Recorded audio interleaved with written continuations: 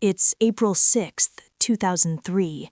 High above the war-torn skies near Baghdad, two A-10 Thunderbolts strike aircraft carve through the clouds, their engines echoing across the desert.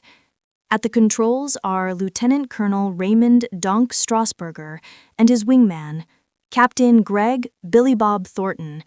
Their mission is a reconnaissance run to support coalition ground forces fighting below. But from their altitude, they can't see anything. A massive sandstorm has swallowed the region, turning everything beneath them into a swirling brown haze. The two pilots circle above, searching for any break in the weather. Then, through the static, a call crackles over the radio. It's First Lieutenant John Coke Blocker, a friend on the ground, and his voice is urgent. Task Force 269 is pinned down at Muthanna Bridge. They're taking heavy fire. The Hammurabi Division's T-72s are shelling us non-stop. We're running low on ammo. If they cross that bridge, it's over. Donk and Billy Bob don't need to speak. One quick glance between them says it all. You ready? Donk asks. Yeah, Billy Bob replies. Without hesitation, the two A-10s roll over and dive straight into the storm. Down below, the battle rages. Iraqi forces pour fire across the river, while American troops cling to their defenses. Coke ducks behind rubble, bullets snapping past him as he fires back. "Donk, we need you now! I mean right now!" he shouts over the radio. The A-10s burst through the dust clouds, skimming low over Baghdad. Buildings flash past on either side as the faint shimmer of the Tigris River comes into view beneath them. Coke confirms over the radio. "No friendlies east of the bridge. You're clear." "Break left," Donk calls. Billy Bob peels off, giving his leader room to mark the target. But visibility is terrible. Everything vanishes in the storm. Donk lines up again. "I'm dropping a mark." He fires smoke rockets, but they jam. Damn it! Out of options, he drops flares across the riverbank, hoping the bright streaks will help the ground troops guide them in. From the ground, Coke sees the flares through the haze. "That's it! You're right on target! You're clear to engage!" Donk banks hard, coming around again, this time ready to fire for real. As he approaches, the Iraqi anti-aircraft batteries open up, tracers slicing through the sky. "Shorter bursts," he yells.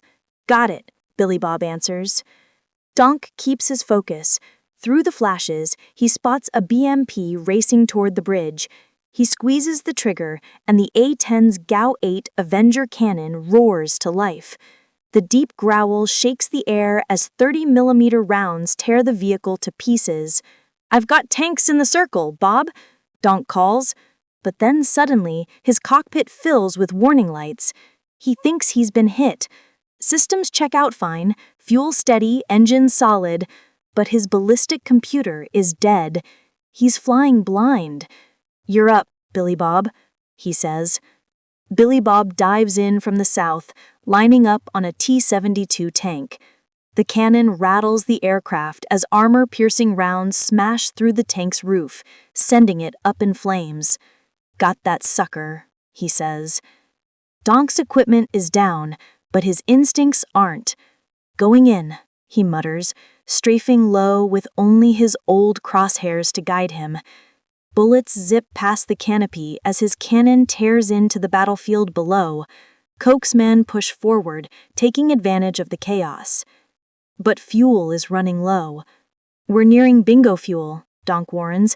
"Recalculating, we can stretch it by 500 pounds. Billy Bob nods, still focused. He spots another T-72 and opens fire, the tank vanishing in an explosion of light and smoke. "Got that sucker." From above, Donk lowers their bingo limit. "Revise bingo down by 500. "Copy," he says. Billy Bob swings around for another run, this time targeting supply trucks.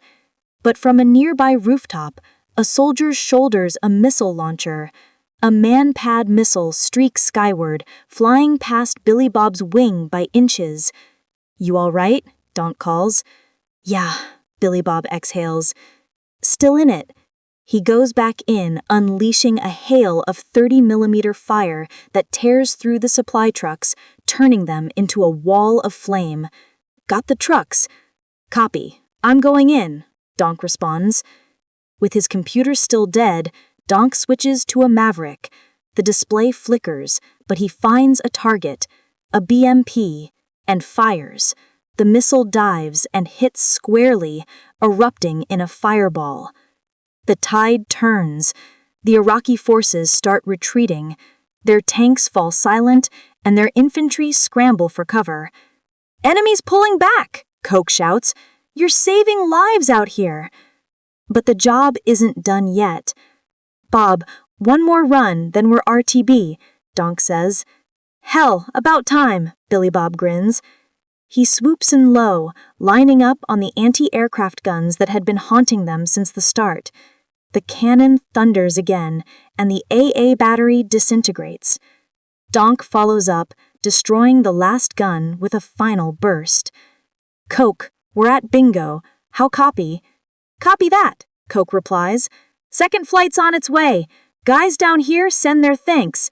Drinks are on me when you're home." "Copy that. Stay safe down there." After 40 relentless minutes, the fight is over.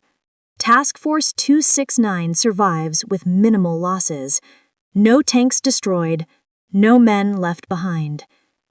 For their courage and precision under impossible conditions, Lieutenant Colonel Raymond Donk Strasburger and Captain Greg Billy Bob Thornton each received the Silver Star. Lieutenant John Coke Blocker, the man who called for help, earns the Bronze Star and the Air Force Commendation Medal in Valor. They all made it home. They did what they had to do, and more, but the skies over Iraq still held many stories. That, however, is another story.